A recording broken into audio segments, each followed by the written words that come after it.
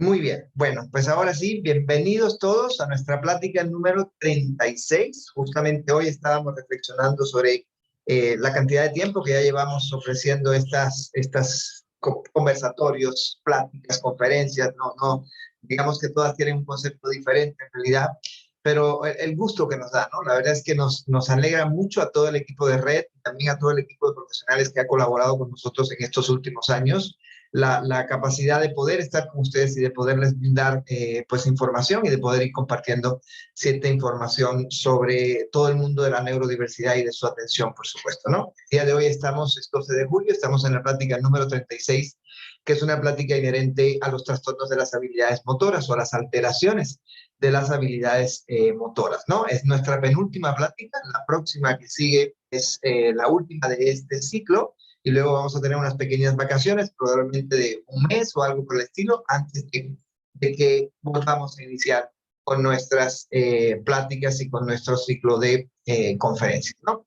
Déjenme mostrarles un poquitito qué es lo que ha pasado en los últimos ciclos de trabajo.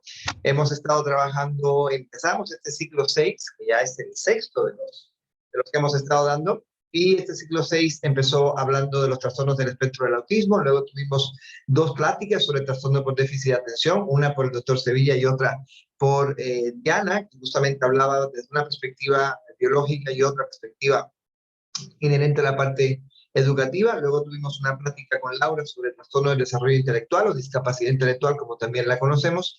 Y luego tuvimos otras dos pláticas sobre trastornos de la comunicación y lenguaje. En este caso las tuvimos con Fer y el equipo de trabajo de Veracruz. Después de eso hablamos de los trastornos de conducta, hablamos de los trastornos emocionales, de los trastornos de integración sensorial, que fue la plática que tuvimos exactamente hace 2 semanas, y hemos tenido que mover un poquito las fechas de estas dos últimas sesiones, justamente porque, de hecho, la fecha de la plática de trastornos de integración sensorial también se movió porque Karen justamente estuvo con problemas de salud, y los ponentes que teníamos también previstos para estas pláticas, al tener dificultades de salud, pues evidentemente tuvimos que postergar un poquitito. Ya sabemos que el COVID de alguna forma sigue en nuestras vidas, y en este periodo como que está aumentando de nuevo, ¿no? Hay que seguirse cuidando. Entonces, bueno, hoy es 12 de julio y vamos a hablar de los trastornos motores, y tentativamente el 26 de julio, dentro de 2 semanas, obviamente los vamos a notificar con bastante tiempo de anticipación. Tentativamente el 26 de julio tendremos nuestra última plática de este ciclo 6, que es la plática sobre los trastornos específicos del aprendizaje, que es una plática, digamos, que cierra, donde además queremos dar un poco de conclusiones, ¿no? De lo que hemos nosotros visto. ¿Sí? Si lo pensamos desde otra perspectiva, ¿qué hemos visto en todo este ciclo? Vimos, por una parte, los trastornos destructivos, los trastornos de control de los impulsos y de la conducta, que hablamos de el trastorno explosivo intermitente, hablamos de los trastornos de personalidad, de trastorno negativista desafiante, de muchas problemáticas que pueden ser inherentes también al mundo del desarrollo de la infancia, ¿no? Hablamos de los trastornos de integración sensorial, que se han ido tocando a lo largo de los ciclos de conferencias en diferentes momentos, y siempre seguimos abordando temas inherentes a esta situación. También tocamos los trastornos emocionales, que evidentemente son importantes. Estos temas de trastornos emocionales los vimos con la licenciada Samantha, y los temas de trastornos de conducta los vimos con Rosy, con Amanda y con Penélope, que son las personas que están en el equipo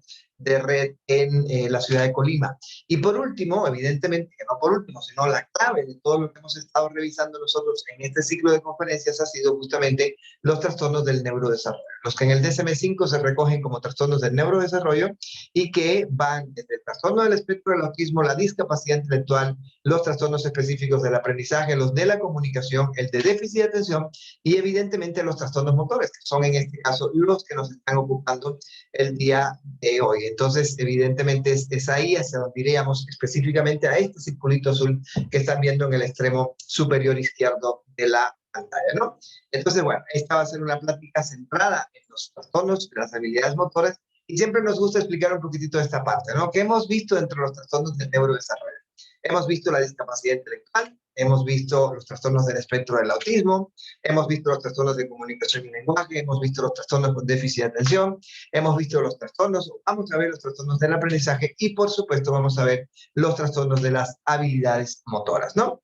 Y los trastornos de las habilidades motoras, que están dentro de un área que realmente no es un ámbito tan extenso, ahorita van a saber ¿Por qué no es tan extenso? Aunque tiene datos realmente curiosos dentro de este tipo de ámbito, está dividido en tres subcategorías. Digamos que hay tres tipos de alteraciones o de trastornos del desarrollo motor en este caso. Sí, ojo, es importante entender el concepto de qué se refieren los trastornos motores dentro de los trastornos del neurodesarrollo. Sí, esto es importante comprenderlo, porque cuando uno dice trastornos motores, uno piensa en un trastorno para la marcha, en una persona que tiene debilidad muscular, por ejemplo, ¿no? Que tiene un tono muscular alterado, como cuando vemos a un niño con parálisis cerebral, o cuando vemos a un niño que tiene un problema, por ejemplo, un hemicuerpo, que tiene una hemiparesia y que no puede mover el lado izquierdo de su cuerpo o el lado derecho de su cuerpo, cuando vemos niños, por ejemplo, que están en silla de ruedas y que tienen dificultades en la médula, que tienen lesiones, por ejemplo, medulares que les impiden la marcha o cuestiones de ese tipo. Bueno, esos no son los trastornos motores inherentes a los trastornos del neurodesarrollo. Los trastornos motores inherentes a los trastornos del neurodesarrollo son aquellos que ocurren como consecuencia del funcionamiento neurológico y que impactan en el desarrollo de las funciones motoras, que tienen una consecuencia en el funcionamiento motor, ¿no? Y estas alteraciones se dividen en tres subtipos diferentes. Uno son los trastornos del desarrollo de la coordinación, otros son los trastornos de movimientos estereotipados, este es muy curioso, por supuesto, y el último son los trastornos de tics. Los trastornos de tics, que es algo de lo que evidentemente muchos de ustedes a lo mejor ya conocen de manera coloquial o de manera un poquito más, digamos que es una alteración que a lo mejor se conoce un poquito más. Ahorita vamos a ver justamente por qué es reconocida y de qué se trata este reconocimiento de este tipo de dificultades, ¿no? Entonces, bueno, ¿qué son los trastornos del desarrollo de la coordinación? Dice, el trastorno del desarrollo de la coordinación se caracteriza por una deficiencia en la adquisición y ejecución de habilidades motoras coordinadas y se manifiesta por torpeza y lentitud o inexactitud en el rendimiento de las habilidades motoras que causan interferencia en la vida diaria. Eso es un trastorno del desarrollo de la coordinación. Ahorita les voy a explicar con mucho más detalle, por supuesto, ¿no? Los trastornos de movimientos estereotipados, en cambio, son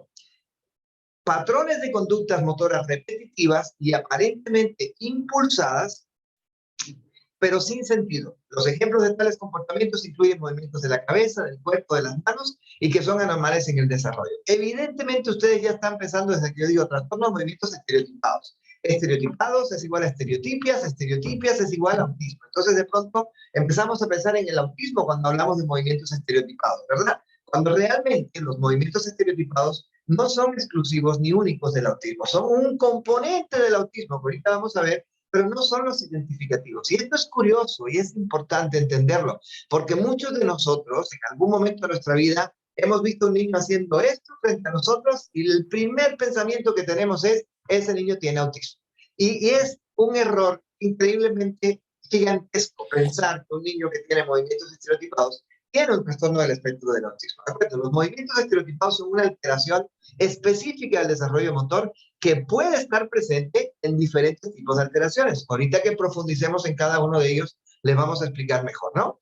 Y por último, la tercera o el tercero de los grupos de alteraciones que están dentro de los trastornos motores son los trastornos de tics. Dice, los trastornos de tics involucran movimientos motores o vocalizaciones no rítmicas, repentinas, rápidas y recurrentes. Tales manifestaciones motoras o vocales son obviamente involuntarias. O sea, el sujeto no decide hacer ese tipo de vocalización. Entonces, bueno, vamos a hablar de estos tres por separado. Vamos a intentar describírselos lo mejor posible en este ratito que vamos a estar con ustedes. Insisto, esta no es una plática muy larga porque el contenido realmente no es tan extenso y porque la prevalencia de estas alteraciones realmente no es tampoco tan significativa en este caso. Vamos a iniciar evidentemente por el trastorno del desarrollo de la coordinación. Es probablemente el más frecuente de estos tres que estamos viendo en este caso y al que evidentemente más debemos prestarle atención o saber cómo diagnosticar, ¿verdad?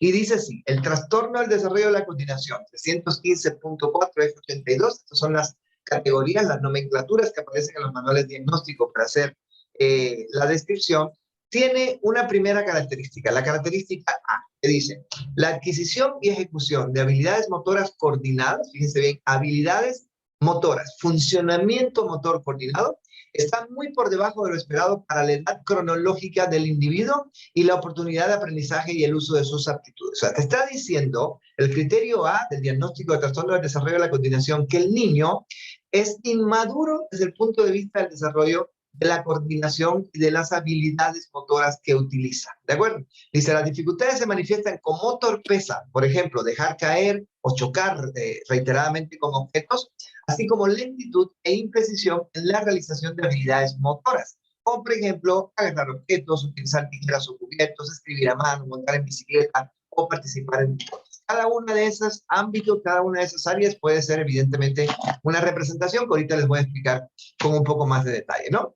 Criterio B dice, el déficit de actividades motoras del criterio A interfiere de forma significativa y persistente con las actividades de la vida cotidiana apropiadas para la cronológica, por ejemplo, el cuidado y mantenimiento de uno mismo, y afecta a la productividad académica y escolar, a las actividades prevocacionales y vocacionales, al ocio y a la actividad de juego. Bueno, entonces, el criterio A te dice que el niño tiene, además de torpeza desde el punto de vista motor, inmadurez desde el punto de vista motor.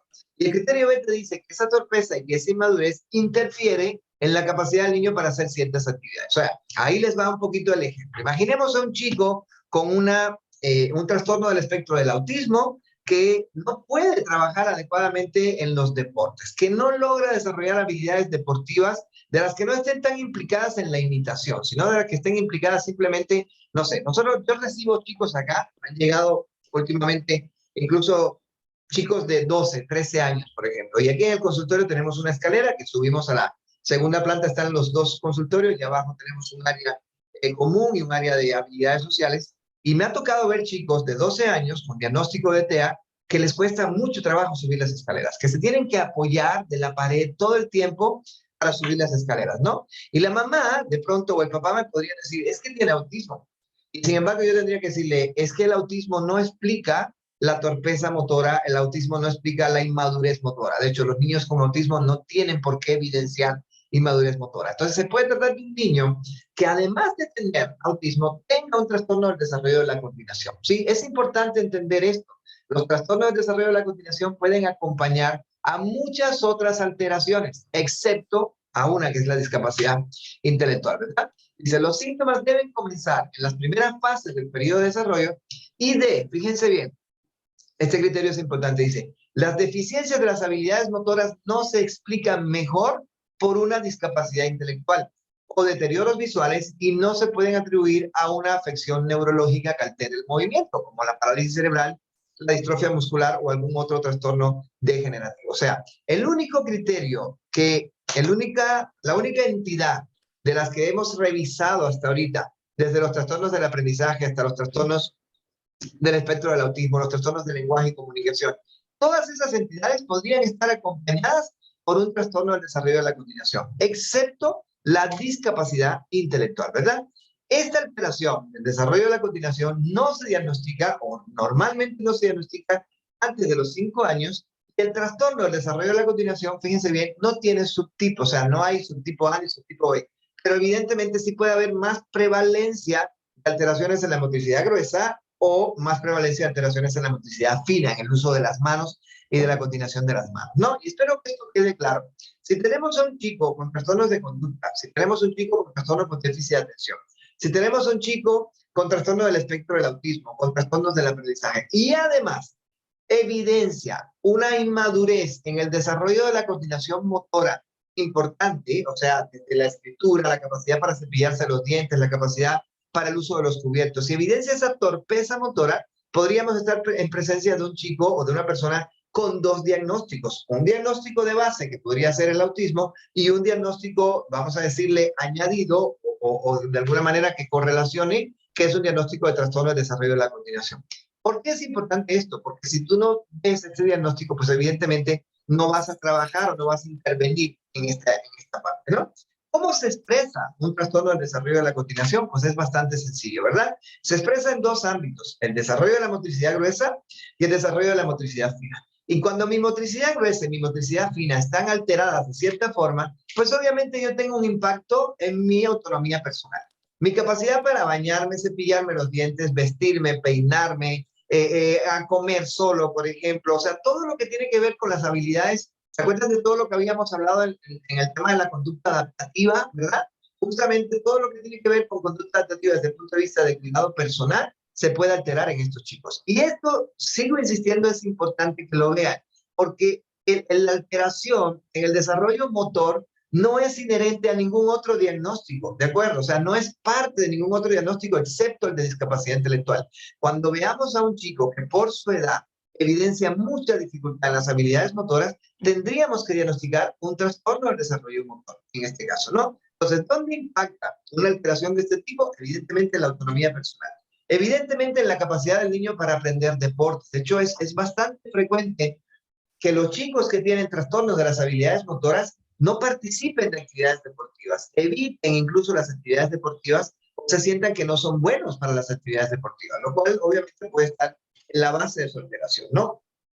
Claro que también en todo lo que tiene que ver con destrezas para escribir, con habilidades para el recortado, toda esa área también estaría alterada y todo lo que tiene que ver también con equilibrio, ¿verdad? Entonces, obviamente, esto explicaría muchas de las situaciones que a lo mejor ustedes están viendo en chicos que tienen diagnósticos de otro tipo y que sin embargo tienen dificultades motoras, ¿no? De hecho, tendríamos que preguntarnos, ¿por qué siempre insisten muchas familias en llevar a sus hijos con TEA a la práctica de deportes, ¿no? De deportes de tipo natación, de los caballos, de cosas por el estilo, ¿no? Incluso te dicen, es que tiene problemas motores. Es más, ¿por qué llevamos a muchos niños con TEA o con otro tipo de alteraciones a trabajo en terapia ocupacional, justamente, ¿no? Todo lo que tiene que ver con, ven, te voy a enseñar a agarrar la cuchara, te voy a enseñar a vestirte, a abotonarte la camisa. ¿Por qué trabajamos ese tipo de áreas en una persona que lo que tiene es TEA? El TEA es una alteración de índole sociocomunicativa. ¿Por qué? Porque podría estar asociado justamente a una alteración del desarrollo motor que a lo mejor se diagnosticó o no, pero definitivamente es importante poderla pues estudiar y explicar lo mejor posible, ¿no? Muy bien. Bueno, ¿qué datos podríamos tener? Fíjense qué curioso. Dice, el trastorno del desarrollo de la continuación es un trastorno del desarrollo neurológico que afecta entre el 5 y 6% de los niños en edades comprendidas entre 5 y 11 años. Es una cantidad verdaderamente importante de personas con trastornos del desarrollo de la continuación motora. Puede ocurrir tanto en hombres como en mujeres, pero es significativamente más común en nosotros, los varones. Ustedes eso ya lo hemos hablado, ¿verdad? Otros términos con los que se conoce este tipo de trastorno del desarrollo de la continuación son la dispraxia infantil, el trastorno de la función motora y uno que se conocía antes, ya prácticamente no se utiliza el término de síndrome del niño torpe, pero como quiera, para si en algún caso lo pudieran ver. Cuando alguna familia, el neurólogo o algún especialista le ha dicho, tu hijo tiene una dispraxia, bueno, esa dispraxia es evidentemente una dispraxia de tipo motora, realmente, o sea, acuérdense que praxia es la palabra que se asocia a práctica, capacidad para hacer algo, ¿verdad? Por lo tanto, cuando tienes una dispraxia, tienes una dificultad para hacer algo. En este caso sería una dispraxia de tipo motor, obviamente, ¿no? ¿Sí? Dice, el trastorno del desarrollo de la continuación es más común cuando ha habido exposición prenatal al alcohol y con niños prematuros o con bajo peso al nacer. Y, por último, este trastorno se produce, fíjense qué curioso, conjuntamente con el trastorno por déficit de atención y hiperactividad, los problemas de aprendizaje específicos y el trastorno del espectro del autismo. ¿Sí ven? Justamente lo que les decía hace rato. Pero no coexiste con la discapacidad intelectual porque se explica inmerso dentro de ella. O sea, ¿qué significa esto? Que normalmente las personas a las que le damos un diagnóstico de discapacidad intelectual tienen inherente como parte de la discapacidad intelectual un trastorno de las habilidades motoras o de la coordinación desde el punto de vista motor. No, espero que esto haya quedado claro y si no, al final ya saben que pueden ir haciendo preguntas y con mucho gusto yo les voy a contestar cuando lleguemos al final de la plática, ¿no? Muy bien. ¿Qué consecuencias puede tener un trastorno del desarrollo de la coordinación en la infancia? ¿Cómo se puede manifestar en la infancia? Si los niños con trastornos del desarrollo de la coordinación experimentan interferencias significativas en sus vidas diarias debido a sus dificultades de coordinación motora. ¿Vale?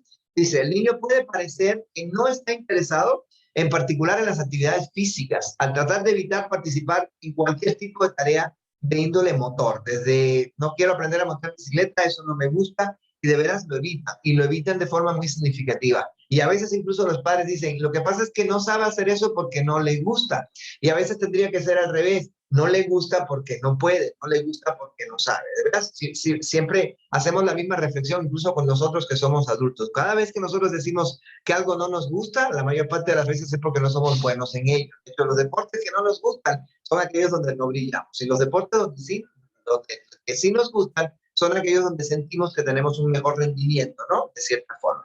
Muy bien. También puede evitar socializar con sus compañeros, especialmente durante el recreo, ¿de acuerdo? ¿Por qué? Porque acuérdense también que predomina en los varones la actividad de índole motora en las interacciones y en los juegos. Y evidentemente, al tener un predominio de las actividades de índole motora, por favor, los micrófonos deben estar apagados.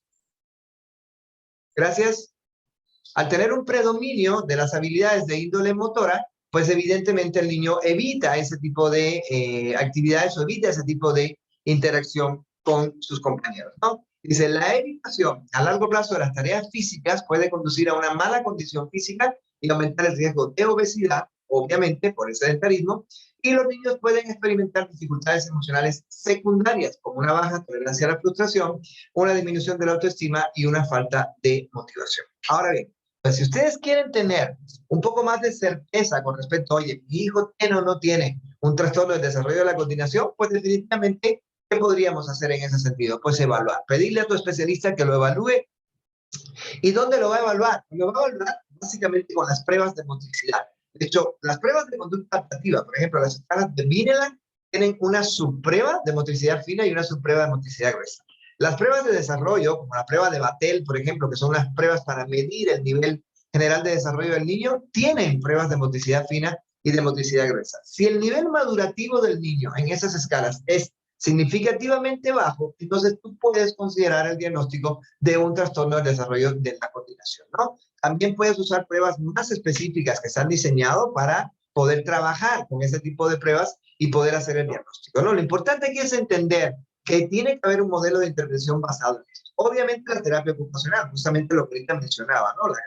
La terapia donde enseñamos al niño el desarrollo de ciertos movimientos, de ciertos patrones de funcionamiento motor, ¿no? Las tareas de psicomotricidad, todo lo que tiene que ver con la escuela, con aquellas famosas actividades neuromotoras, ese tipo de variables evidentemente son imprescindibles. La fisioterapia, que muchas veces puede ser necesaria también en estos casos, y las terapias de integración sensorial. Es básicamente lo que se recomienda desde la perspectiva de la intervención para que el niño pueda desarrollar un funcionamiento motor más adecuado y más acorde a la expectativa para su edad. ¿De acuerdo? Entonces, bueno, hasta aquí está el tema de los trastornos de la coordinación. Parece que nos faltan dos más todavía, que son los de movimientos estereotipados y los de tics, que son los que vienen en estos momentos. Vamos a hablar de este del centro, que son los trastornos de movimientos estereotipados. Recuerden, cualquier pregunta, anótenla o pónganla en el chat y al final de la plática conversamos un poquitito sobre este tema, ¿no? Dice, trastornos de movimientos estereotipados. ¿Qué son los trastornos de movimientos estereotipados? Aquí es donde entra la curiosidad con el tema del autismo, ¿no? Dice, criterio A, es un comportamiento motor repetitivo, aparentemente guiado, pero sin objetivo. Por ejemplo, sacudir o agitar las manos, mecer el cuerpo, golpearse la cabeza, morderse, golpear el propio cuerpo de la persona, ¿no? Criterio A requiere que el movimiento carezca aparentemente de objetivo. O sea, ¿qué significa?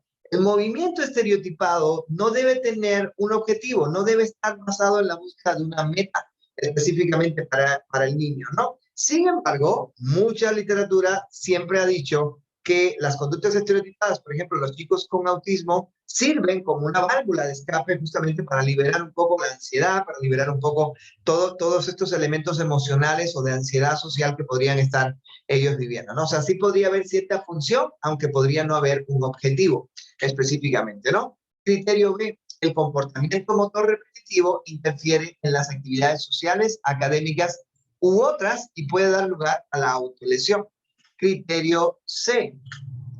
Comienza en las primeras fases del periodo de desarrollo. Fíjense, a diferencia del trastorno del desarrollo de la coordinación, que solo lo puedes diagnosticar después de los 5 años, este, por el contrario, sí lo vas a diagnosticar en una edad mucho más temprana. Y criterio D, el comportamiento motor repetitivo no se atribuye a los efectos fisiológicos de una sustancia o a una afección neurológica y no se explica mejor por otro trastorno del neurodesarrollo o mental. Por ejemplo, una tricotilomía, que es el trastorno de arrancarse el cabello, o un trastorno obsesivo compulsivo, ¿verdad? O sea, de alguna forma eso puede variar. Dice, el criterio D establece que el comportamiento repetitivo y estereotipado no se atribuye al efecto fisiológico de una sustancia o de una afección neurológica y no se explica mejor por otro trastorno del neurodesarrollo, como la discapacidad intelectual, el autismo o el déficit de atención.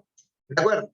Entonces, ahí les va claramente ese párrafo en verde, es vital en este sentido, ¿no? Tú puedes tener trastornos de movimientos estereotipados, pero si ya tú tienes TEA, entonces ya obviamente no aplica el trastorno de movimientos estereotipados, ¿verdad? O sea, tú solo darías el diagnóstico de trastorno de movimientos estereotipados cuando lo único que tiene el niño son los movimientos estereotipados, pero no tiene otro diagnóstico como déficit de atención. Si ven, a diferencia, fíjense que esto es importante, el trastorno del desarrollo de la coordinación motora sí puede ser parte del autismo, del déficit de atención y demás. El trastorno de movimientos estereotipados, no. Este o existe solo o no existe en este caso, ¿verdad? Es lo que estoy tratando de decir. Muy bien. Tiene varias especificaciones. Por ejemplo, especificación A, que sería con comportamiento autolesivo. Es cuando el comportamiento del niño deriva en lesión si no se emplea una medida preventiva. O el otro criterio sería sin comportamiento autolesivo. Digamos, yo puedo tener un movimiento estereotipado como este, pero si de pronto tengo un movimiento estereotipado como este es autolesivo, mientras que este no es autolesivo. ¿Sale? Muy bien. Otra especificación dice, puede o no estar asociado a una afección médica o genética, o a un trastorno del neurodesarrollo, o a un factor ambiental conocido, ¿no? Por ejemplo, el síndrome de Lesch-Nyhan, que tiene muchos movimientos estereotipados. Incluso los profesionales que estén conectados acá, que he visto que varios asisten a nuestras prácticas, han tenido contacto con niñas, por ejemplo, con síndrome de Rett, probablemente hayan visto los movimientos de hand-watching, que es un movimiento de índole estereotipado y repetitivo, y en ese caso obviamente no podrías darle un diagnóstico de trastorno de movimientos estereotipados porque ese movimiento es parte de una afección genética específica, ¿no? Y luego tiene 3 niveles de gravedad. Gravedad leve, cuando el síntoma desaparece con mucha facilidad mientras mediante un estímulo sensorial. De hecho, es el niño que tú le dices, he buscado, y enseguida deja de hacer los movimientos, ¿no? Moderado, cuando el síntoma requiere medidas de protección explícitas y algunas modificaciones de comportamiento. Y grave, cuando se necesita vigilancia continua y medidas de protección para evitar lesiones graves como consecuencia de este tipo de movimientos, ¿no? Muy bien. Ejemplos de conductas no autolesivas. Mecer el cuerpo, el aleteo, por ejemplo, de las manos, los movimientos rotativos de las manos, los movimientos rápidos de los dedos delante de la cara, que lo hemos visto hacer a muchos niños con los que trabajamos, el agitar o aletear los brazos, el asentir con la cabeza de manera repetitiva. Ninguno de esos genera lesiones en el niño, ¿de acuerdo? ¿Para cuáles sí pueden ser autolesivos? Evidentemente, los golpes repetitivos en la cabeza, el abofetearse la cara o alguna parte del cuerpo donde se estén pegando, meterse los dedos en los ojos, por ejemplo. Hemos tenido chicos que se han hecho mucho daño justamente a través de conductas de este tipo, justamente porque no logramos un buen modelo de control y evidentemente pueden llegar a lesionarse de una manera muy significativa, ¿no? Ok, dice así, prevalencia. Los movimientos estereotipados simples, por ejemplo, mecerse, son frecuentes en los niños pequeños con desarrollo normal. Esto es importante, dice, el movimiento estereotipado complejo es mucho menos común y se produce aproximadamente en un 3 a 4% de los.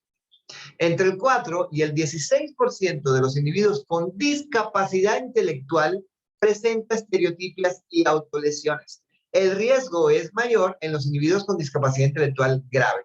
Entre los individuos con discapacidad intelectual que viven en residencias, de un 10 a un 15% puede tener un trastorno de movimientos estereotipados con autolesiones. Si ven, fíjense qué curioso, ¿no? Los trastornos de movimientos estereotipados sí pueden estar dentro de la discapacidad intelectual, pero no dentro de las demás entidades. Y los trastornos del desarrollo de la coordinación no pueden estar dentro de la discapacidad intelectual porque ya es parte de, pero sí pueden estar dentro de los otros diagnósticos. ¿Sí ven cómo se cruzan, no? En ese sentido, ambos datos. Dice, desarrollo y curso. Los movimientos estereotipados comienzan normalmente en los primeros 3 años de vida. Son frecuentes en la infancia y pueden estar implicados en la adquisición del dominio motor. Entre los niños, aproximadamente el 80% muestra síntomas antes de los 24 meses de edad, el 12% entre los 24 y los 35 meses y el 8% a los 36 meses o más tarde. O sea, el 80% de los niños que se diagnostica con trastorno de movimientos estereotipados inicia con sus síntomas antes de los 24 meses de vida. No significa que el 80% de todos los niños tienen movimientos estereotipados, sino aquellos que son diagnosticados con esta entidad. Dice, en la mayoría de los niños con desarrollo normal, estos movimientos se resuelven con el tiempo o se pueden suprimir. ¿Qué significa? Que son movimientos que aparecen y que luego desaparecen, excepto que haya alguna otra alteración del neurodesarrollo. ¿no? Dice, el trastorno de movimientos estereotipados puede producirse como un diagnóstico primario o secundario a otro trastorno. Por ejemplo, la estereotipia es una manifestación común de varios trastornos neurogenéticos, como el Leslie-Hall, el Rett, el equifrágil, el Cornelia de Lange y el Smith-Magenis. Cuando el movimiento estereotipado coexiste con otra afección médica, deberían codificarse ambos trastornos. O sea, tú podrías decir entonces, ok, tienes una niña y tiene el síndrome de Rett y tiene un trastorno de movimientos estereotipados añadido, ¿no? Si ves, sí podríamos ahí usar ambas nomenclaturas. Ahora, lo más importante de esta parte son los diferenciales, ¿de acuerdo? Y insisto que estos tres tópicos, o sea, desarrollo de la coordinación, porque sabemos que pueden haber deficiencias motoras en cualquier tipo de diagnóstico, ¿no?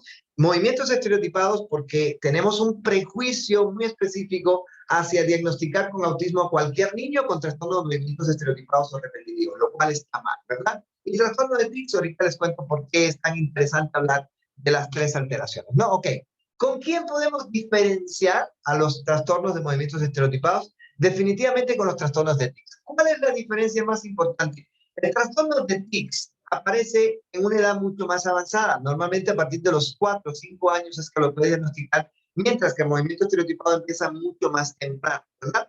Pero ojo, el trastorno de tics involucra normalmente a la cara. Son movimientos con los ojos, con la boca, con el cuello. O sea, normalmente está acá el trastorno de tics y el movimiento estereotipado está en el cuerpo. O sea, tiene más que ver con movimientos de los brazos, con movimientos del cuerpo, como los balanceos o el uso de las manos. Si ven, eso es importante. Los tics están más orientados hacia lo que pasa en el rostro y los movimientos estereotipados tienen más que ver con el uso del cuerpo, ¿de acuerdo? Y el trastorno obsesivo compulsivo, que es otro donde también hay evidentemente cierta confusión a veces. El TOC tiene obsesiones que no se presentan en el trastorno de movimientos estereotipados. O sea, la estereotipia, tiene un sentido dentro del trastorno obsesivo compulsivo, mientras que en el niño con trastorno de movimientos estereotipados la estereotipia no tiene una función específica, no tiene un sentido específico en su repetición, ¿no? Y obvio que a la izquierda me queda un espacio muy importante que es por qué diagnosticamos o por qué separamos el trastorno de movimientos estereotipados del trastorno del espectro del autismo, ¿verdad? Y es claramente aquí está la diferencia, ¿no? Estas dos diapositivas son las dos diapositivas que usamos cuando les explicamos sobre el autismo hace muchas quincenas atrás, creo que fue la primera plática justamente la de TEA, y les explicábamos que los TEA se diagnostican en base a dos criterios.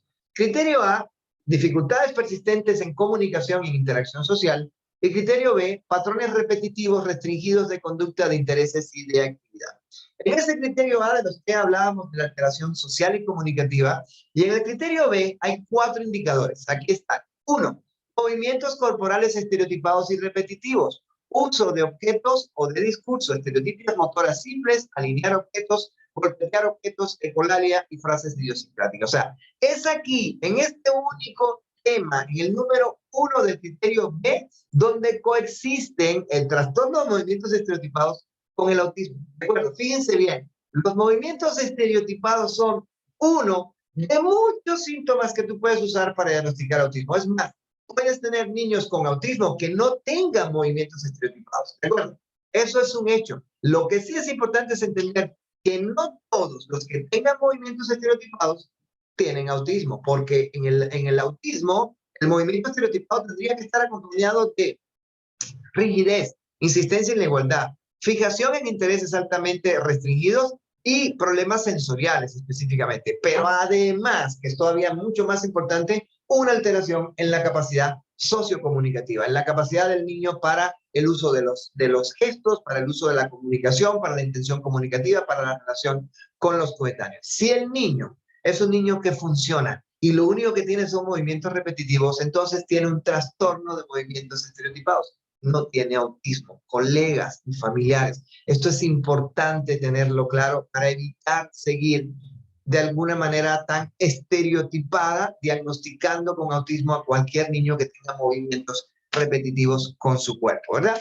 Tratamiento muy sencillo. El contexto y los factores estresantes. Si ya sabemos que el estrés genera un aumento en los movimientos estereotipados, pues un buen manejo del contexto, con un buen sistema de anticipación, con un buen sistema de organización de las actividades, finalmente va a ayudar, ¿verdad? Los fármacos son una alternativa muy útil, bastante utilizada hasta el momento en el abordaje de los trastornos de movimientos estereotipados, las terapias de integración sensorial y las estrategias de programación y de control de las actividades, junto con, evidentemente, las técnicas de modificación de conducta que derivan, obviamente, de todo el modelo conductista de comprensión y de educación en la infancia. Todo esto es lo que justamente tendríamos que nosotros considerar cuando hablamos específicamente de un trastorno de movimientos estereotipados. Bien, entonces, bueno, hasta aquí llevamos ya dos subtemas.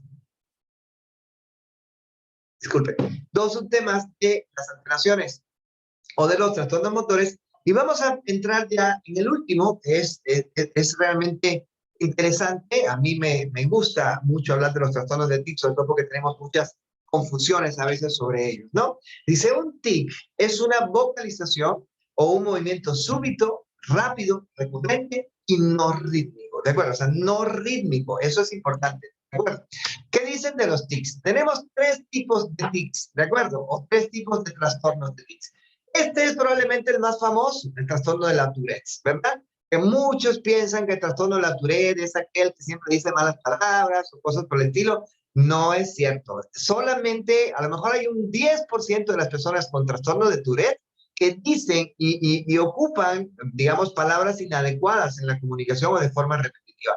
El resto de las personas con trastorno de Tourette no tienen ese tipo de comportamiento en realidad. Por eso volvemos otra vez al tema de que a veces tenemos que evitar todos estos prejuicios que tenemos hacia estos conceptos, ¿no?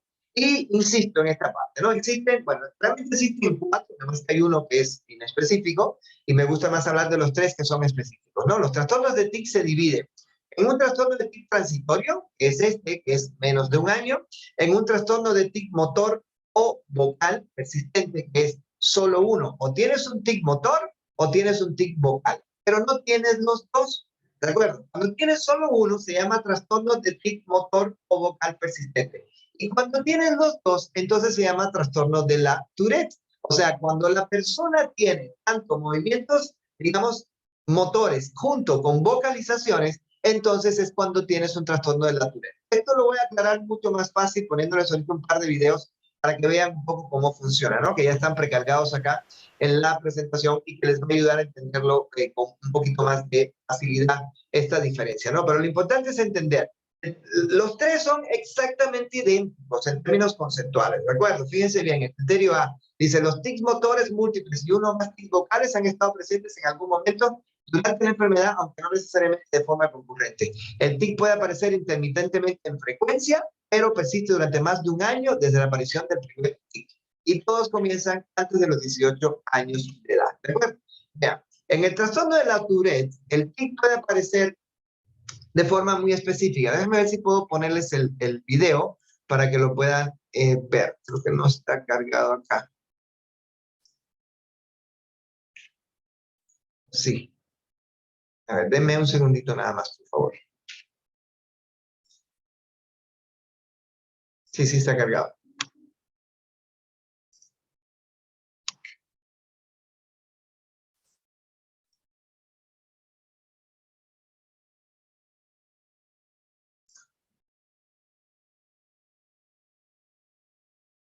Ya va a arrancar, ¿eh? Es que está un poco lenta la proyección.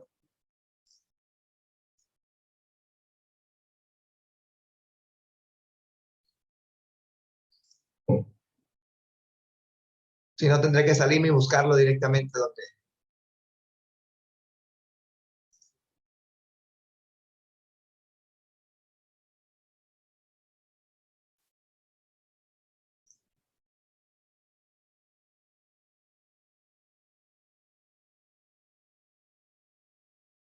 Creo que ya.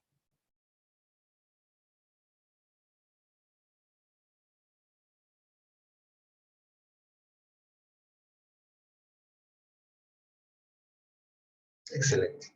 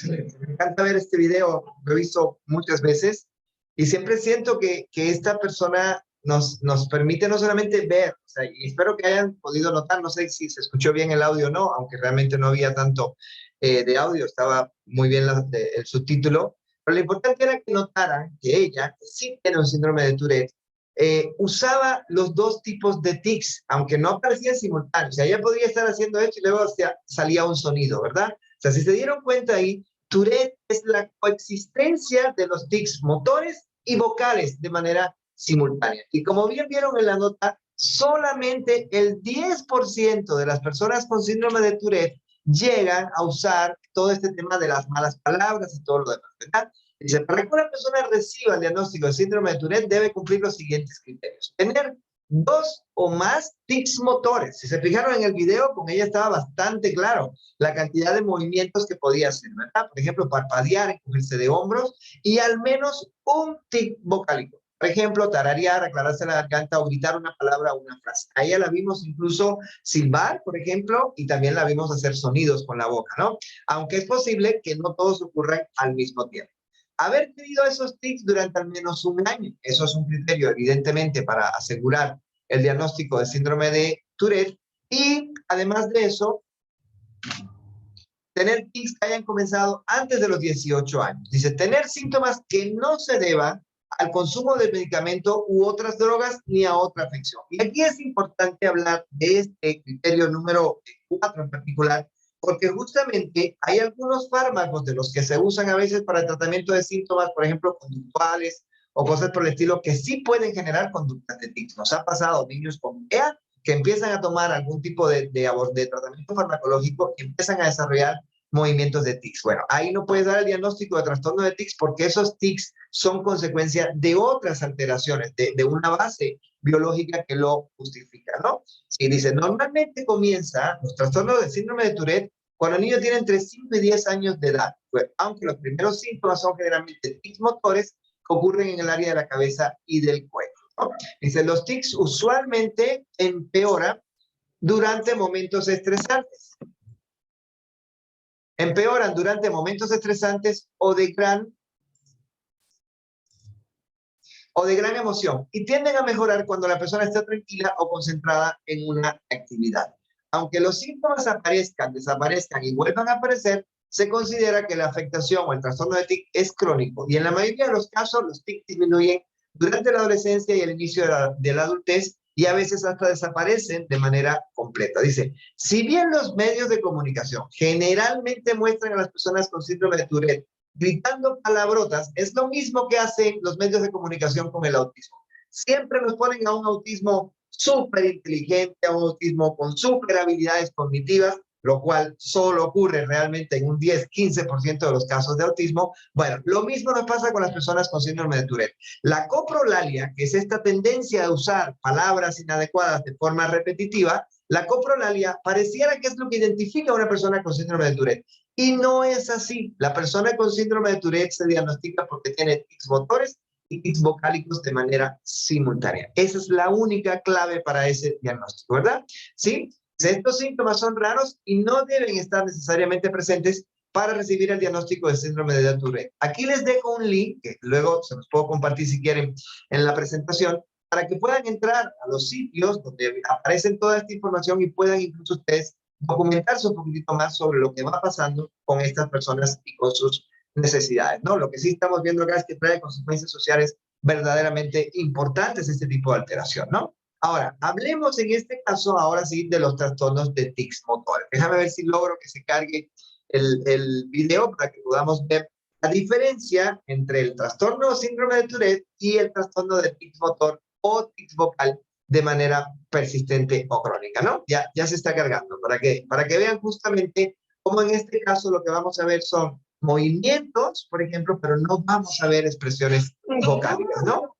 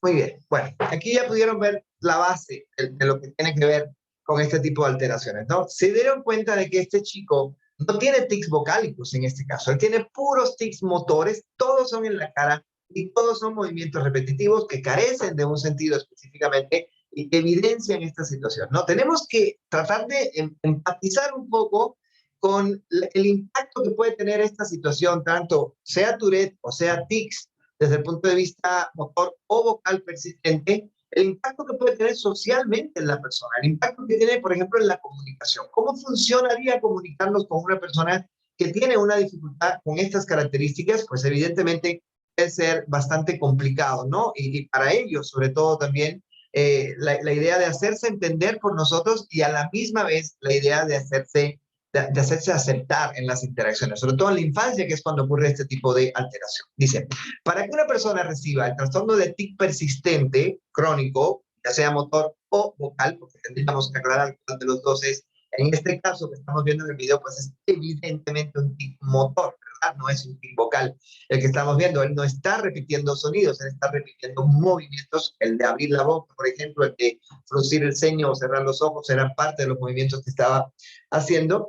Y para que demos ese diagnóstico debe cumplir estos criterios. Tener uno o más tics motores, por ejemplo, parpadear y encogerse de hombros, o tics vocales, por ejemplo, tararear, aclararse la garganta o gritar una palabra o una frase, pero no ambas, ¿de acuerdo? O sea, no pueden estar ambas. Si estuvieran ambas, sería un Tourette, ¿cierto? Muy bien. Tener tics que ocurran muchas veces al día, casi todos los días o de vez en cuando por un periodo mayor a un año. Tener tics que hayan comenzado antes de los 18 años y tener síntomas que no se deban al consumo de medicamentos u otras drogas ni debido a una afección que pueda causar tics, como por ejemplo las convulsiones, la enfermedad de Huntington o la encefalitis postviral, ¿verdad? Y obviamente no tener un diagnóstico de síndrome de Tourette, porque si tiene síndrome de Tourette, pues eso saca el tics de manera directa, ¿no? En el de tic transitorio, pues la única diferencia realmente es ya sea que tengas uno o más tics motores, parpadear, encogerse de hombro, y que esos tics no hayan estado contigo por no más de 12 meses, ¿de acuerdo? O sea, si lo viéramos así en una gráfica, por eso es por ahí, entonces, ¿no? Si tengo tics motores y o vocales, pero no ha transcurrido un año desde que aparecieron, mi diagnóstico es trastorno de tic transitorio.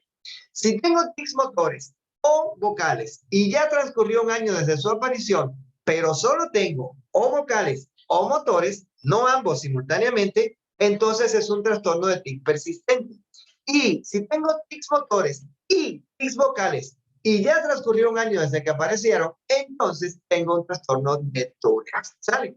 Es así de simple la comprensión de este tipo de dificultad. Los tratamientos, evidentemente, contexto y factores estresantes, fármacos que también se recomiendan y definitivamente apoyo psicológico y apoyo social para poder ayudar a estas personas. Enseñarles la mayor cantidad posible de técnicas de autorregulación y de manejo de sus comportamientos, ¿no? Entonces, bueno, no vayan a olvidar, hoy vimos trastornos del desarrollo motor y hablamos del trastorno del desarrollo de la coordinación, que sería el retraso del desarrollo motor, hablamos de los trastornos de movimientos estereotipados y hablamos de los trastornos de tics. Esas tres entidades fueron justamente las que vimos y ya nos queda solamente de este sexto ciclo de conferencias, nos queda la plática programada tentativamente para el día 26 de julio de 2022, donde vamos a hablar de los trastornos específicos del aprendizaje. ¿Sale? Les agradezco mucho y ahora sí vamos a detener la grabación para poder conversar con ustedes. No sé si tengan algunas dudas o algunas preguntas. Ahora sí que abran sus micrófonos, por favor, y podemos conversar con mucho gusto.